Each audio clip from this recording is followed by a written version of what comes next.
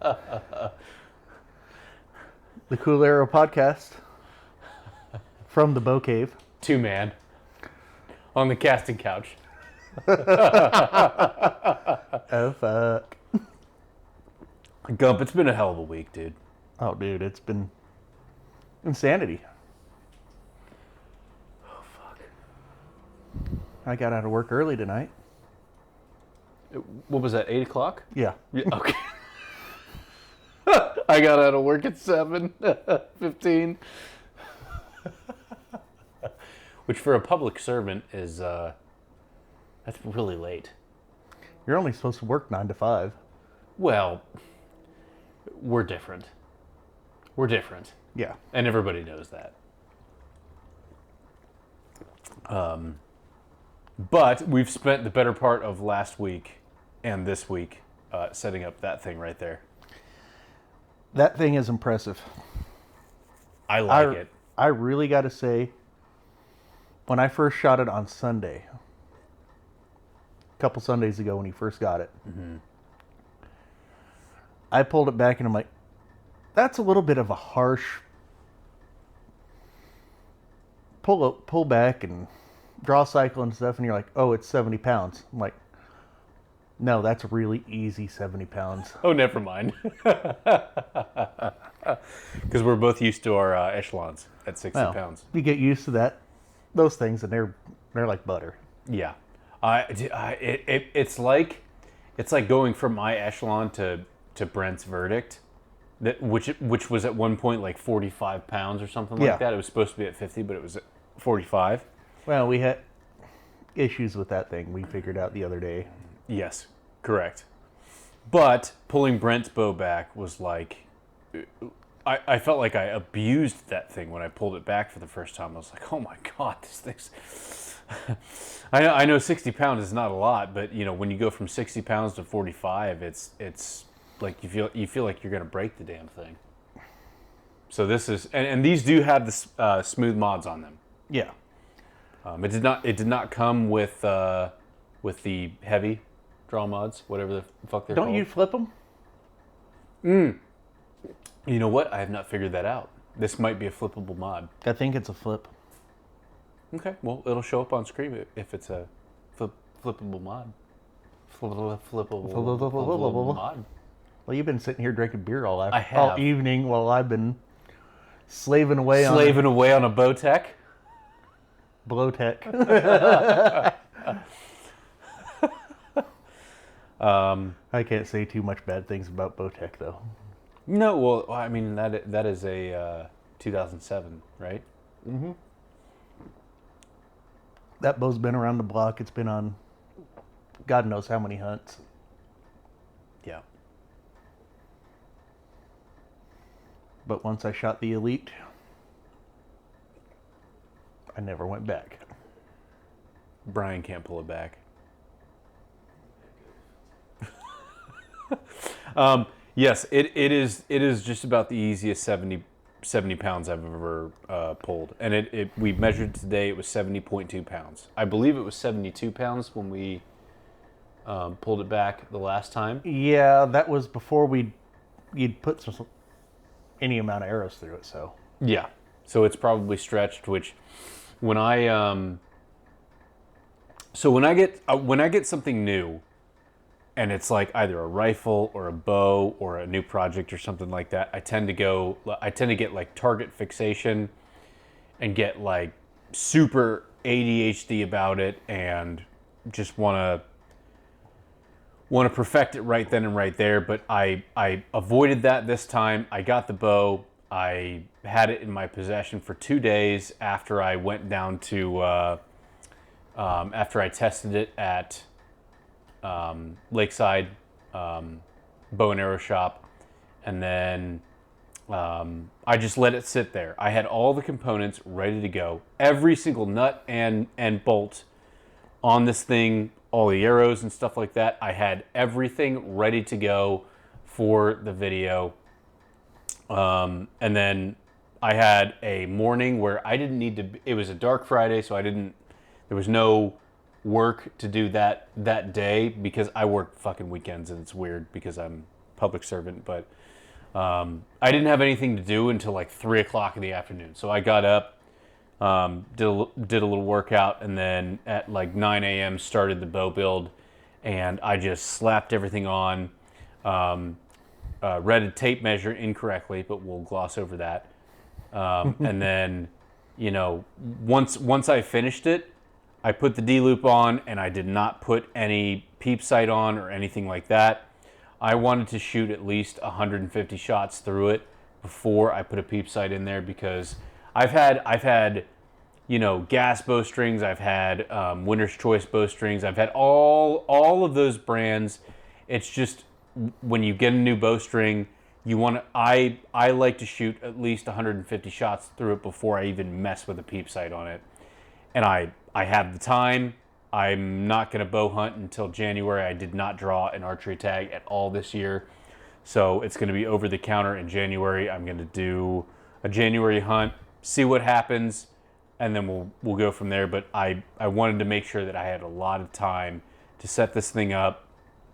No, no time constraints at all. I wanted it to be set up right. I did not do anything with a peep sight. I shot 150 shots through it without a peep sight at 10 yards at Southwest Bowhunters and the City of Yuma range. And then once I put the peep sight into it, I'm not gonna lie, I was concerned at first, because once I put the peep sight into it, I was not as accurate or precise as I was with the Echelon, and that worried me a little bit, just because I shoot elites so well and I shoot nothing else. I don't shoot Hoyts well, but I was a little worried at first, because I kept shooting it, and then this is a hefty gal. It's a heavy ass bow. It's a heavy ass bow. I took a whole bunch of weight off the stabilizers to the point where, and with this bow, I don't think I need to have as much weight as I've had on other bows. No. Because it's got that wide limb pocket. She is a hefty gal.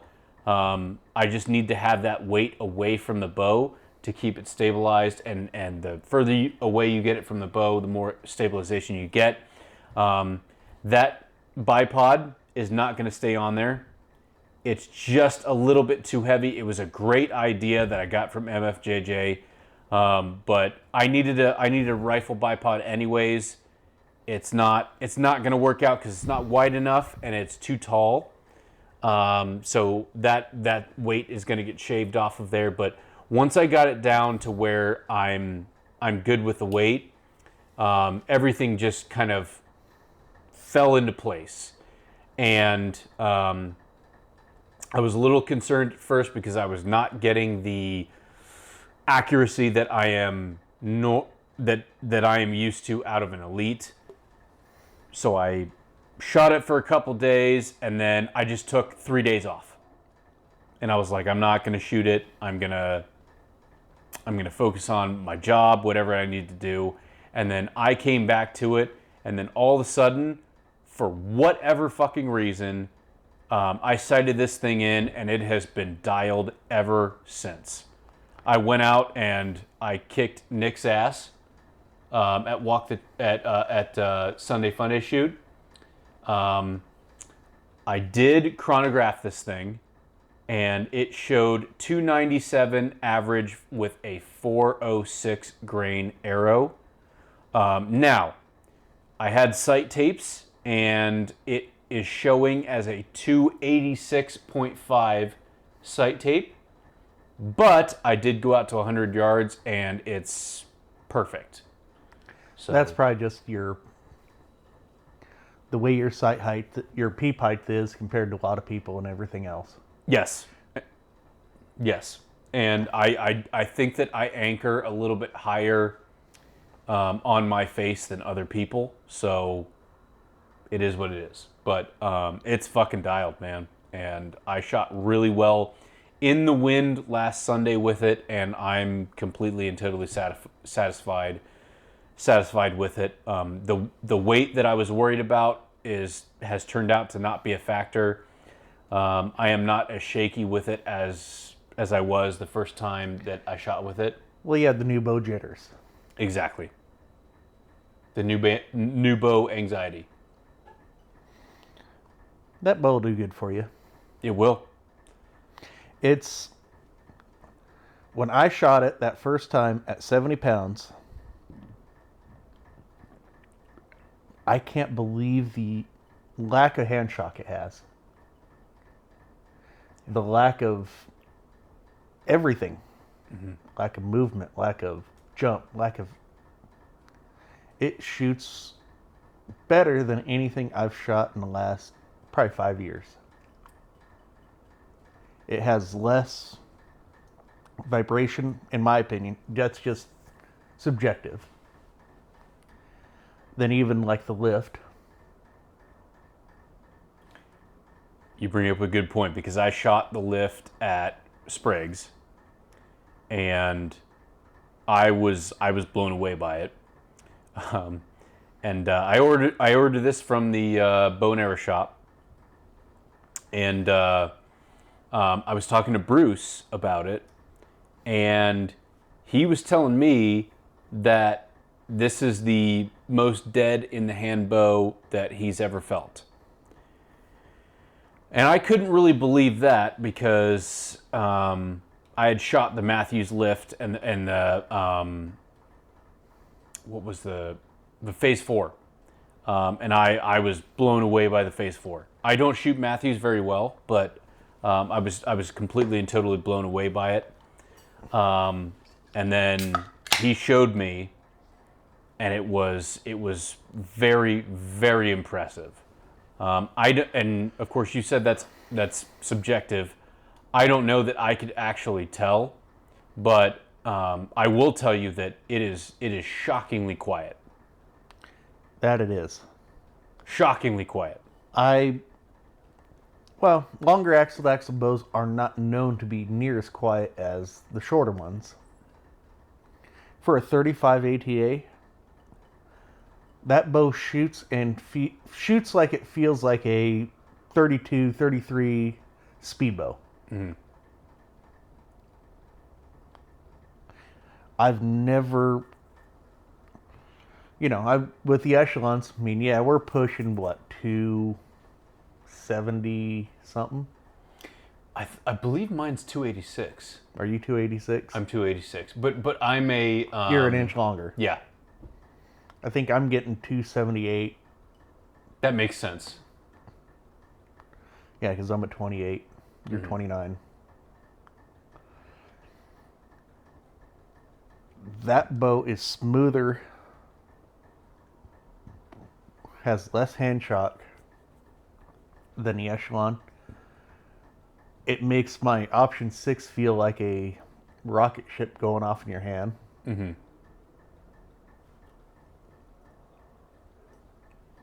I didn't want to compare it to my older bows, because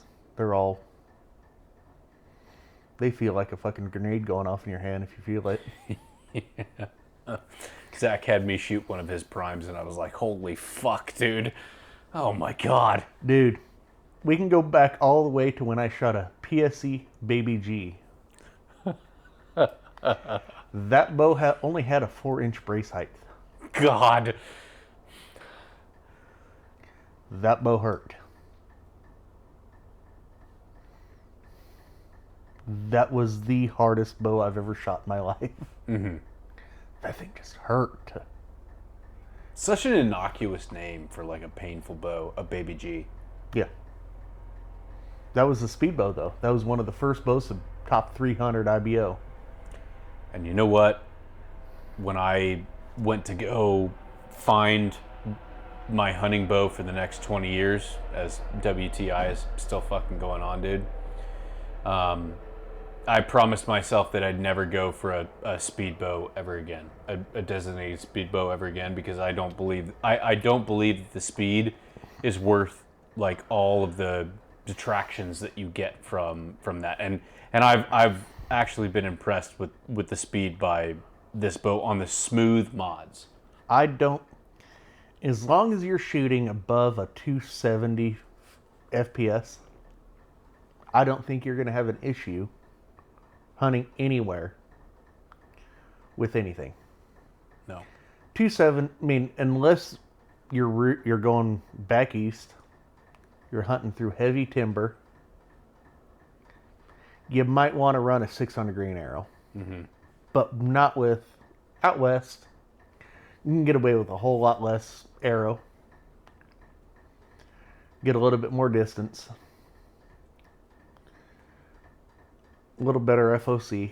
And don't get me down that rabbit hole.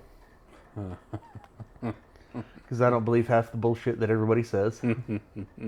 I've been down that rabbit hole. As have I. I've ran ultra heavy up front.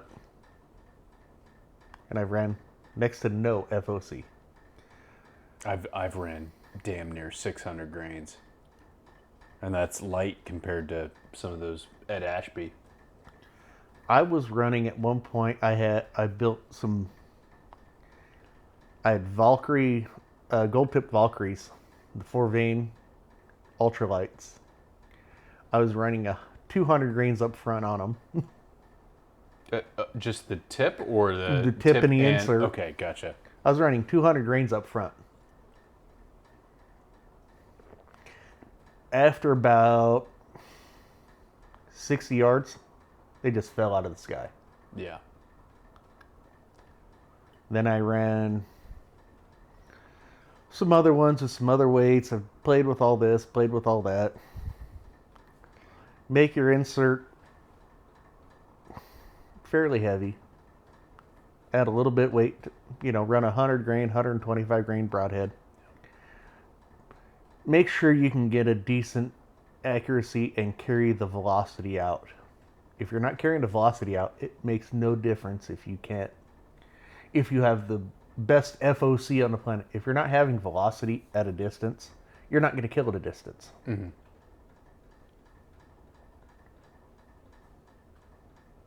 And at some point, that's on you to get closer. Yeah. Hate to say it, but... If you're one of the idiots that like to try to shoot long range, I'm not going to name any names, but... Blonde-haired kid. Blonde-haired kids. Me. I'm notorious for that shit. But there's no reason to run a super ultra heavy arrow out west. Mm-mm. You need the trajectory as well. Because if you're and with this, I purposefully got I spared no expense. No. I got the UltraView Picatinny mount, which probably does not help with weight. I got the 4-arrow quiver, which if I need more than 4 arrows, I'm doing something wrong. Really, honestly, I can carry a couple of extra arrows without broadheads on my pack, and carry a broadhead case in the pack if I need an extra arrow, and shit like that. You're never gonna go through 4 arrows. No, and if you do, you're fucking doing something wrong. That tight spot airlock is really freaking light. My stabilizers are my custom stabilizers that I made myself, and that's just because I made them myself and I want to keep using them. The sight, okay. My one weakness about the sight. Okay, the bubble is so long that it extends to past the inside of the sight housing. So if you're pulling it back, and I don't normally have issues with this because I can normally pull back a bow where the bubble stays in the middle. But if you're on a mountainside or something like that, it can get a little dicey because you're sort of off kilter a little bit, It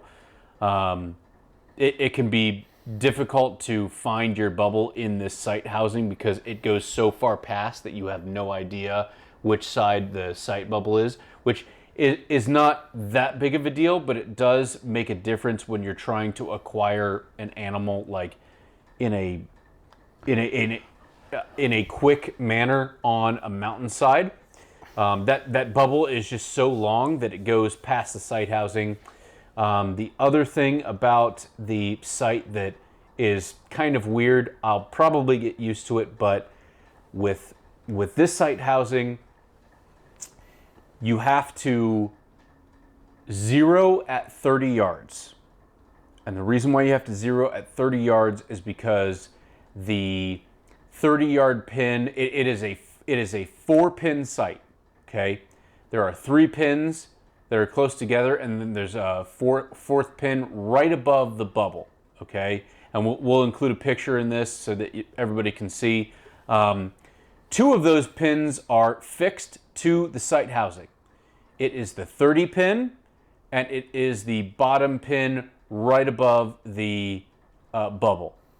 So you have to zero for 30, and then move your top pin to where the 20 is, and then move the pin right below the 30 to where 40 is. That's the way I set it up because I want 20, 30, 40, and then my sight tape is going to start at 38, and the needle for 40 is going to be at 40, and then that's how I'll work my slider. If I need anything past 40 yards, I will physically unlock it and then move it to whatever I need. That's kind of weird for me because I've always sighted it at 20 yards or like 60 yards if it's a multi-pin shit like that. And so you've got two fixed pins for the housing in there that you cannot move other than moving your sight housing. That's kind of weird, but I have gotten used to that, and it's not that big of a deal now that I think about it, and now that I've actually got that thing sighted in. Just because my eye relief is weird compared to how I normally grip the bow or how I grip my release.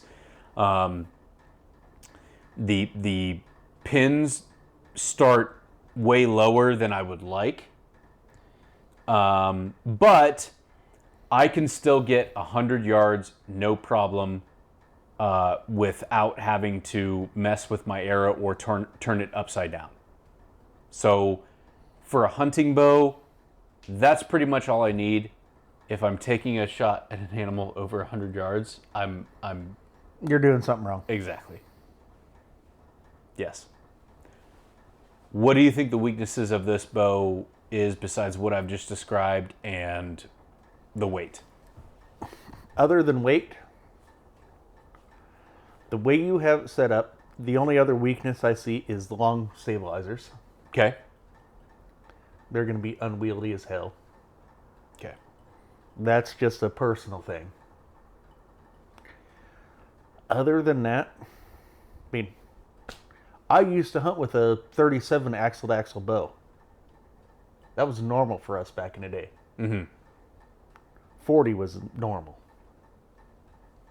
So, I mean, I don't see any... 40 inches axle to axle? Yeah. Holy fuck, dude. That was the old PSCs. Dude, we're from two different worlds, bud. You got to remember, I started bow hunting at 10 years old. Yeah, well, I've been whitetail for most of my life, so like 40 inches in a tree, good God, dude. When I started, the old mock, the original mocks were 36, 37, 38 axle to axle. Holy shit. The old shit we used to shoot was that big, if not bigger. That was normal for the old compounds. So 35 axle to axle really isn't that extreme, in my opinion. Mm-hmm. It's not out of the realm. I mean, I don't know if I would tree stand hunt with it. I don't think it'd be a problem as long as you make sure you got clearance. And you could clip some branches off. Yeah. But I mean, there's really not a whole lot that I foresee as being a problem with that bow as a hunting bow. And I can always cut down the stabilizers and you know, with the wide limb pockets and shit like that, like you may not need the 18-inch stabilizers like I have on there. I just think it's, with what I have on there right now, it's incredibly well balanced for me.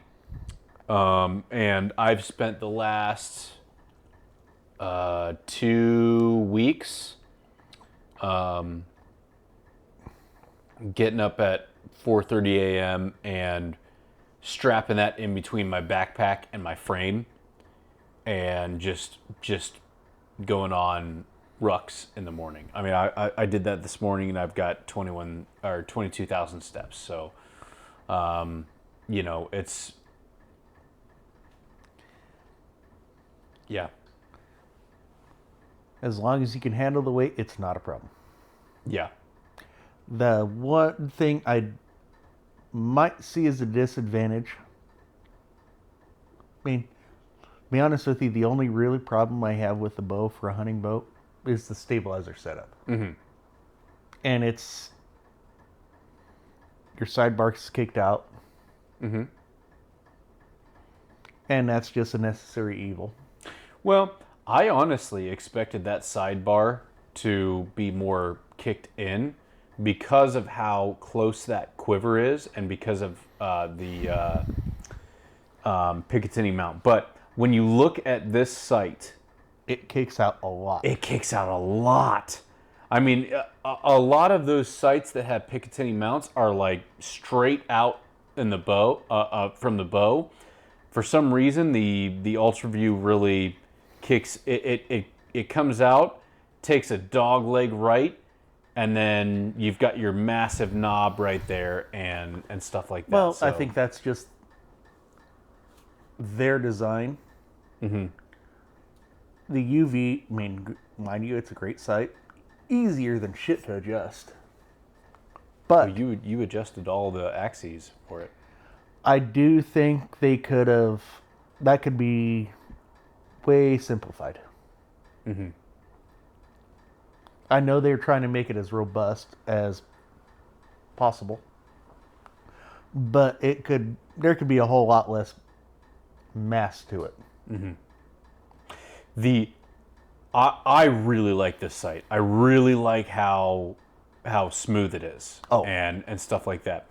The only issue that I've ever had with UltraView, and of course this is probably the first UltraView product I've ever had. Coming from like a gunsmithing background where me and my dad used to do hunting actions, we used to lap lugs and get a Remington 700 action and, you know, customize it and accurize it and stuff like that and do a custom barrel and shit like that. When you're talking about tolerances, which UltraView wants to have the tightest tolerances possible. That's fucking great. It's amazing. You'll have zero slop. You'll have, you know, as tight as, when you're talking about tolerances, precision, tolerances equal precision. But for a whole bunch of precision rifle shooters who are out in the elements, they got sand, they got grit in their actions and shit like that. They actually prefer for their actions to be a lot looser tolerances, so that if they get dirt, grit in there, they can still cycle the action. That's the only thing that I see as a problem being for UltraView is they machine those tolerances to the point where they claim that they are the tightest tolerances ever on any sight, and I don't think that is conducive to a hunting environment where you're in sand and shit like that, and you've got grit and stuff like that. Well, we are in probably the toughest hunting environment in the country when it comes to dirt. Oh, and if you get rain, fucking forget about it, dude. Yeah. If you get a shower, random desert shower, forget about it. That's the only thing I see that could be an issue. I see. It could be. It could not be. It could be tight enough that it doesn't worry. Doesn't matter. And it could be so closed off. The mechanism could be so closed off that like it won't matter. But you know. But those are all questions that need to be asked. That's one of those things where with this bow, you're never gonna. Once it goes in the field, we'll know more. Mm-hmm. Whereas, like, what I want to build. I'm excited for that, dude. I don't want to get into it because I want it to be its own thing. There's going to be 4 videos that come out about this thing. I have not paper tuned this yet, but of course I'm taking my time with it. But I want your idea to be at least 4 videos, and it'll be a series. I'm honestly really fucking excited for your idea, but nobody else has thought about doing something of that nature in a long time. Yeah. Everybody else is like, well, you got to focus on this, focus on that, focus on this. It will be shootable. It will be shootable. That's a. But the reason I want it, I have my own reasons for the way I want to build this thing. I know those reasons. And one of them is I'm lazy. I don't think you're lazy. From watching you work on that bow tech for the last 2 fucking hours, you're definitely not lazy. This is going to be an insult. You're old. And I can say that because I'm fucking getting old myself, dude. It is. I went down on one knee today in my archery class, and fucking goddamn, I almost didn't get up, dude. And I'm only 33. That's all I got to say about that one. It happens at some point, dude. I still want to keep up with all you young fuckers. Oh, I know. I gotta have every advantage I can get. Yeah. But dude, I like that thing. I am thoroughly impressed. If I didn't have the idea I had in my head, that might be my next bow. Yeah. I think your idea is perfect, dude. Because I'm super into working out in the morning and shit like that. I'm not a bodybuilder by any means. I got rid of my aspirations to be a bodybuilder a long time ago, but I'm strong enough to where I can lug this thing around all day and not have to worry about it. But I want this bow to be my bow for the next 20 years, and then in 20 years, I would definitely start thinking about what you're about to do. Just because when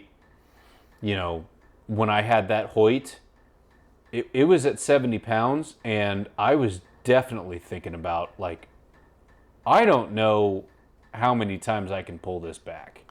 With this, the smooth draw mods, I have had no issues pulling it back and feeling any pain or anything like that, and it's been great. But there's definitely that point where you start to get nagging little things that happen in your shoulder where it's just not comfortable to shoot. And I promised myself that I would never buy a speed bow ever again. It wouldn't be a bad idea for you to buy some 60-pound limbs for that thing, just to have them. Well, I've got the Echelon, and it's Well, I'm saying just to have them. Yeah. Get them while they're there. Yeah, that might be a good investment to make. It doesn't take anything to switch out limbs anymore. Mm-hmm. I mean, this thing's so easy to work on. I can fucking work on it. And that's saying something. But every time I work on a bow, it gives me more knowledge about what I'm doing. And gives me more confidence, which is what everybody is advocating for. Work on your own bow if you can. Well, that's the thing now, is everybody, they're making them tunable. They're making them where the average Joe can work on them without having a bow press, without having a bow shop, without having anything. Which I think is great. I do too. You know, all these old bows like the Echelons and this and that, you had to have a shim kit, you had to have this, you had to have that, and a bow press just to even really tune them. Well, Bruce told me that if I don't give him a report about the set technology on this, he's going to hunt me down. So we still have to get the paper tuner in here, but you've had a crazy week. So we can't, the paper tuner's all ready. I built that. It's overbuilt as fuck, but it's going to stay here in the bow cave. So I'm excited to get that bow tuner, paper tuner in here and have the Exalt be the inaugural bow on the paper tuner, and then after that it should be good to go for hunting season, because I think I'm going to run those arrows. I think I'm going to run mechanicals for deer, the Grim Reapers. Yeah. And then call it a day. As long as you make a good shot with the mechanical, you're not going to have an issue. Yeah. It's not like the old mechanicals where we had issues, where we had tolerance issues, this, that, and the other thing. They're so much better now than they were 20 years ago. Yeah. I've heard really good things about those Grim Reapers, too. But that bipod's going to come off, and I'm going to buy the Elite bipod system, because it's quick release and this is not, and I'm going to put this on my rifle. So that's probably the only change that I'm going to make to this bow. I'm going to mount a GoPro up on top of there if I want, and that's one thing that I'm not really ashamed to say, but like really sold me on this bow was like you can mount a whole bunch of shit on this bow with the Picatinny rails up on top, on the bottom limb, and then the Picatinny rail up front. Yeah, you can just mount accessories and shit on this. So, and you can really make it your own. So, I like it. I do too. Beer break and piss break.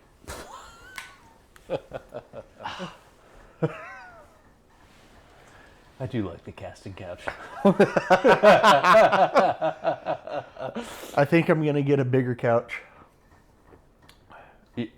I feel like a wraparound would be the ideal thing to do. I think so. I think that's what I'm going to do. Okay. It doesn't have to be like fucking expensive. No. I'll find something. Yeah. I mean, I found my 2 couches for $100, dude. This one I just kind of ordered from Costco and called it good. Yeah. It's a very comfortable couch. I'm going to sleep on it tonight. I've slept on it a couple times. You know, it's bad when you get drunk enough in the bow cave, you don't even want to walk in the house. Like, fuck it, I'm just going to pass out here. Oh, fuck. Yeah, dude. Second on the list for the agenda is Southwest 3D Championship Series. I'm excited about this. I have not been in the loop like you have. You've been the one making sure everything's going. I'm really only in charge of marketing now. So everybody else has decided the dates and stuff like that, and we're working with 3 other clubs that we're super excited to work with, and most of them are closer to Tucson. Yeah. And we're sort of like the odd man out, but I'm super excited to work with them. They're really great people, and sort of replace what we were doing last year Yes. out of Phoenix. But that announcement video is going to come out like probably way before this video does, but. I'm super excited for it. It's gonna be an early shoot this year, and we're gonna go kind of back to back. But I mean, I think that we can get a lot of people to come out. Well, I think that, we're going to have a great amount of course sponsors. Mm-hmm. The Yuma community is really kind of taking a shining to this. Yeah. We've got quite a few people I've talked to that are, I'm not going to name any names yet until we get. Right. But I do know that there's quite a few people that are kind of excited about getting this many archers into Yuma. 100%. And new archers. And the pack helps having Yes. that there. As long as we've got the pack archery, we've got Southwest Bow Hunters, and we've got a 3D series coming to Yuma. Archery in Yuma is going to start exploding on a level that most people haven't seen since the 90s. 100%. Yeah. For the pack, they have a ton of they've expanded programming by a lot. And when the pack and Southwest Bowhunters got together, there really wasn't a big issue with having two separate archery entities because one of them is for more youth archers, and then Southwest Bowhunters is more for 3D archery. So they feed off of each other and then feed into each other as well.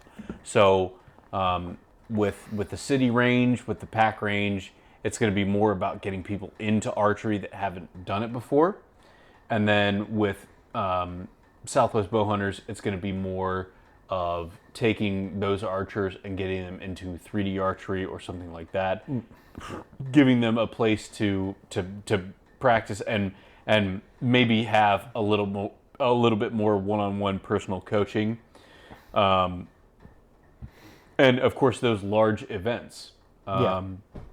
So it's one of those things where the more archery we get in Yuma, the more everybody is going to benefit. I agree 100%. The best thing is between that, the 3D championship, I think really puts a spotlight on us with archers around the state as Southwest Bowhunters. We have a facility that is one of the best in the state, I believe. I've told you before where I didn't know it existed, and then I was fucking shocked to when I don't know why it took me so long, but when I finally showed up on a Sunday fun day and I saw what was going on, I was like, oh my God, how did I not see this earlier?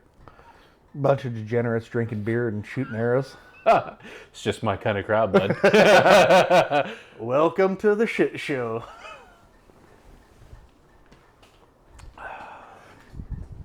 That's the thing, is there's so much that can go on in this and everything else. I love Dip. Dip loves me. We're a happy family. Hey. I need my nicotine.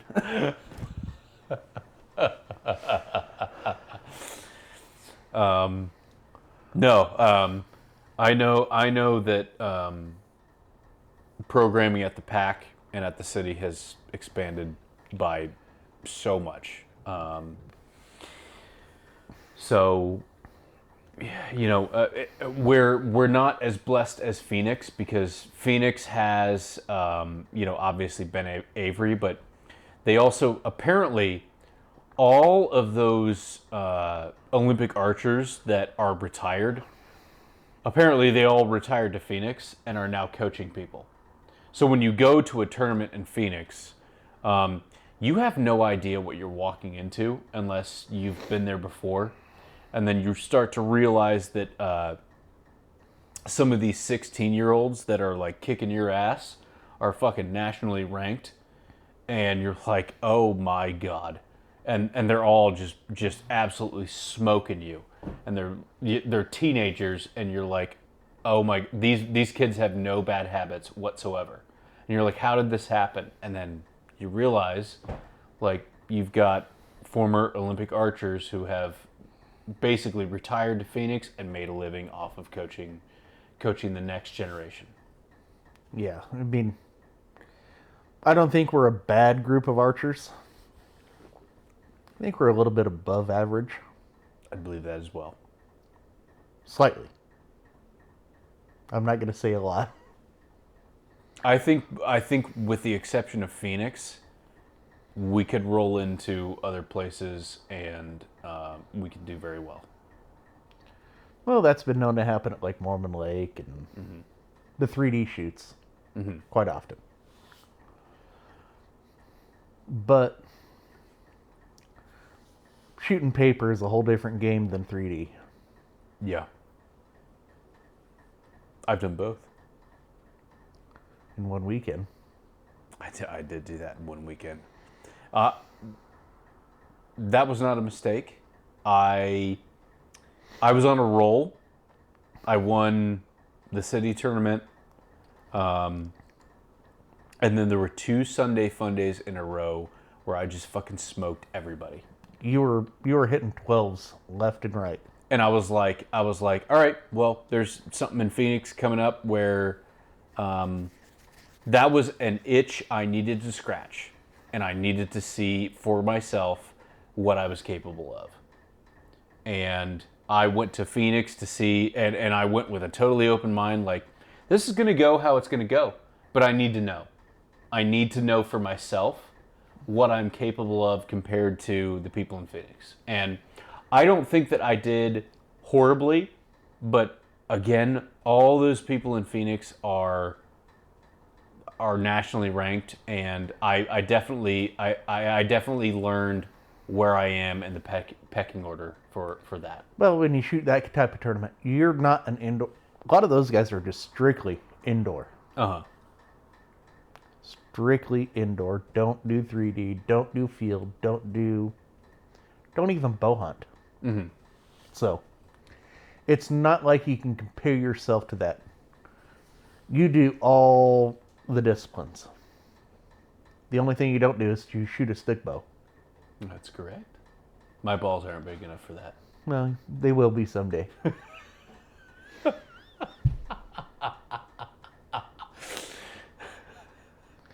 Someday you'll get some balls.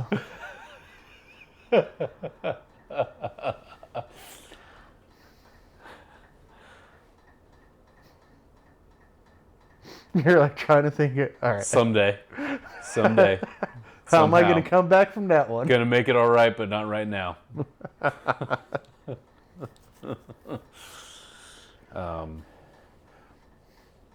No, I just needed to scratch that itch.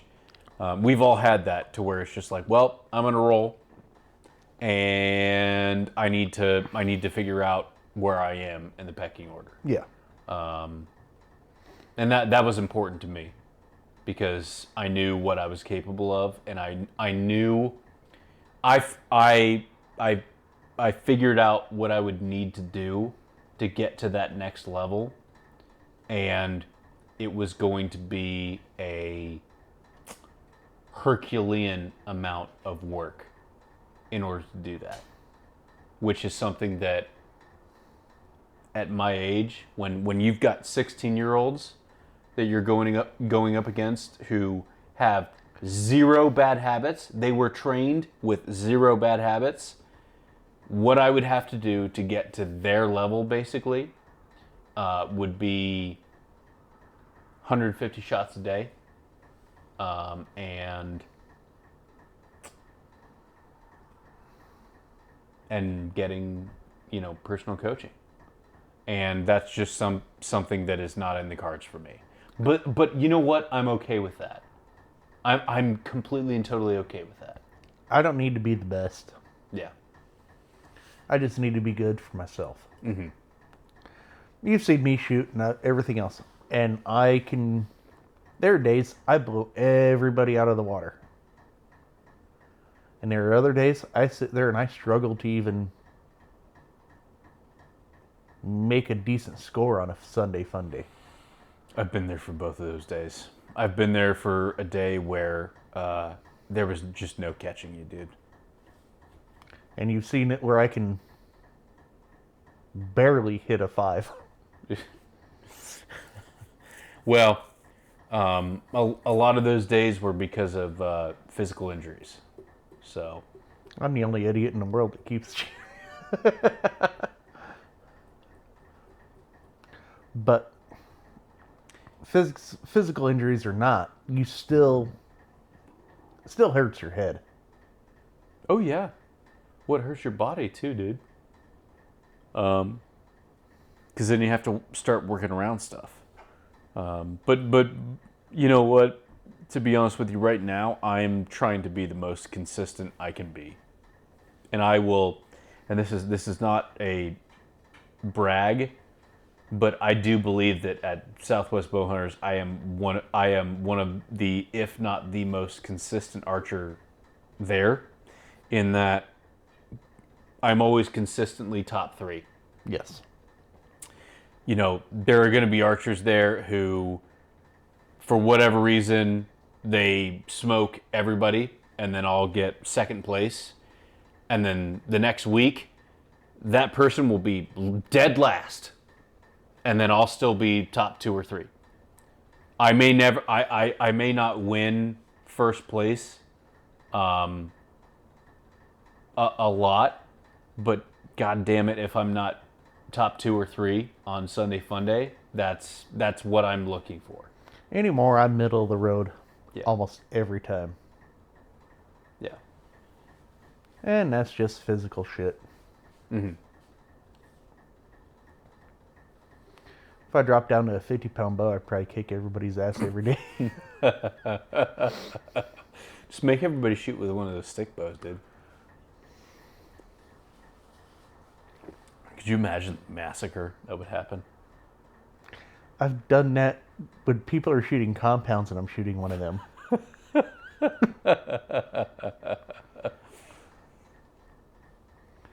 I think I'm going to bring the stick bows out of retirement for this weekend, though. Do it, man. Because it's the ultimate equalizer, like, in the dark. Fuck it. Zach had a really good idea where he said they used to do something where they'd all get to full draw, and then all of a sudden, they'd turn off all the lights and you had to shoot where it was. That would be a fucking blast, dude. That would be fucking hilarious. That would be so much fun, dude. Oh. Yeah, I think if I shoot this weekend, I'll probably shoot a stick bow. Okay. I'm probably going to be working it, do whatever I can, but yeah, I don't see well enough at night to see my pins and all that other shit, so yeah. That's my biggest problem. Well, going with biggest problem I heard about last year from High Noon on the Gila was it was the least exotic or challenging course out of all 3 legs. We had a learning curve. Yes. But also, I remember the lead up to High Noon on the Gila where there were a lot of us who were concerned about it being... Because we can fucking make up a course where you're going to hike up and down all of our canyons and shit like that. Oh, yeah. And it's, we were concerned about about making sure everybody was comfortable with the course and shit like that, and then to hear that was the biggest gripe, where it was just like, yeah, it just wasn't challenging enough, and I was just like, oh boy, you better, You done fucked up. yeah, you better not say that to us, because we'll have you hike up and down that fucking canyon all fucking day long, dude, all day long, and we'll have you shooting down at like a 45-degree angle at a target. So I'm not sure that we'll go that extreme. It's going to be on us to go to sort of temper ourselves, and because we could just fuck everybody over and make it just miserable. But have shots that are interesting, have shots that are challenging. But that was the whole thing last year, was that we were the least exotic course out there. I believe we set it up like we would like a Mormon Lake shoot or something else like that, where it's a competition shoot. This, that, and the other thing, blah, blah, blah, blah, blah. That was our experience. We've never done... None of us have ever shot a course in that manner. So we were kind of, all right, do we do it as like a stake tournament, this, that, and everything? And there are different levels of stake tournaments. The hard ones, this, that, and the other thing. So we wanted to make it easier for everybody to shoot. Yep. We wanted to make sure we had somebody that wasn't so physically able to shoot and everything else like that. But after talking to the archers and everything else like that, they wanted it harder. Mm-hmm. So it will be harder. Yeah. We've got a great pool of people to come and do some stuff and give us a hand.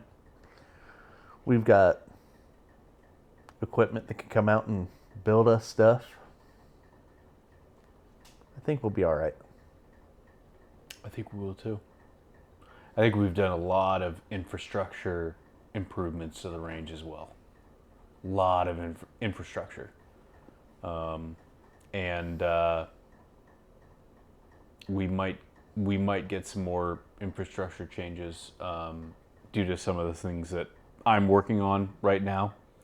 I won't go into those, but I mean, we've got, from what I've been told, from Walk the Trails and from High Noon on the Gila last year, we had more in our account than maybe we've ever had. I believe so. Yeah. We've got the money to spend that needs to be spent. Correct. Targets, bathrooms. Don't kitchen. remind me. Yeah. Well, honestly, I think the bathrooms are not going to be that big of a deal, because we have several people who are like, let's fucking get the bathrooms done.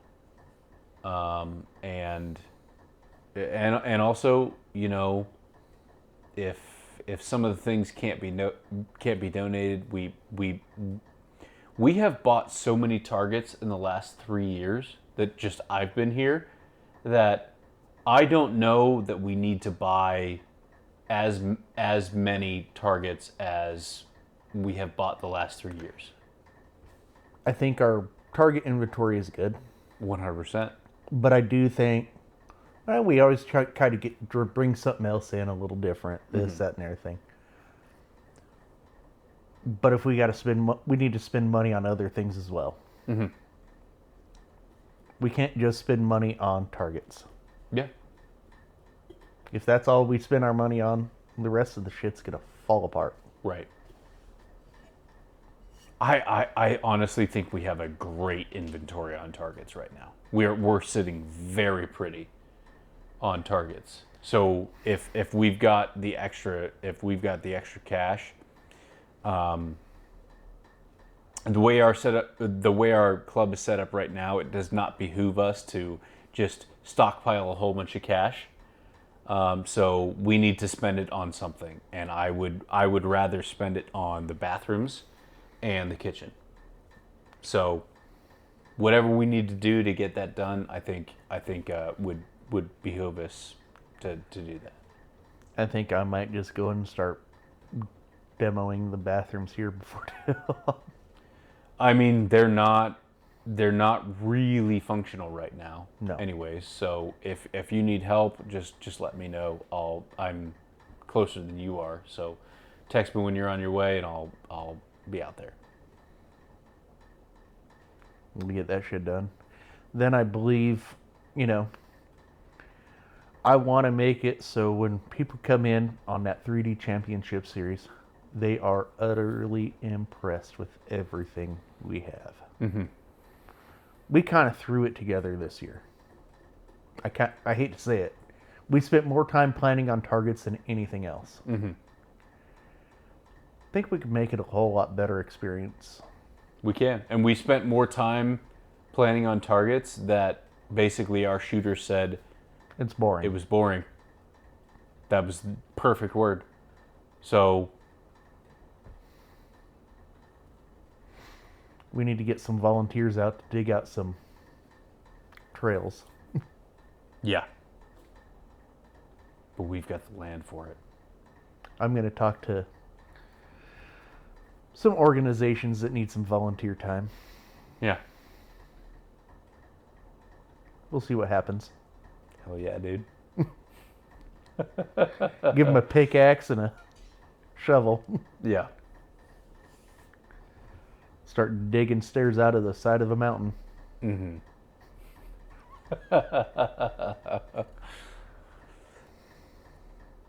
I'm excited for this year. I don't know how it's going to work out. I don't know how the back-to-back shoots are going to work out for us. But It's going to be exhausting. It's going to be exhausting, but at the same time, it's going to be something where, like, for me, I've just got to spend 2 weeks on, and it'll be back to back, and then that'll be it. It'll be interesting to see how it plays out, but I'm very excited for it. I'm very excited for us being involved in the Buckle series, and I'm just gonna take it how it comes. So It'll be fun. yeah, And then the weekend before, we got a wedding. we do.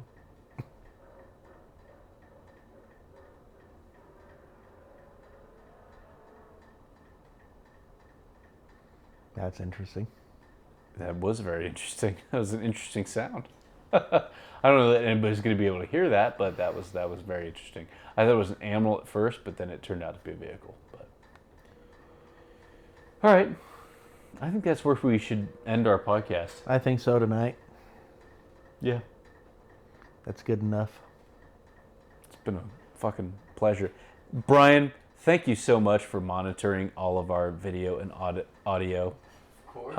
I love you, buddy. You're amazing, and thank you very much, man.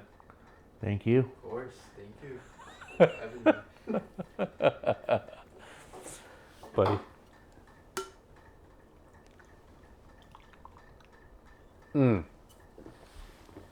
I'm gonna go to bed right here. Yeah.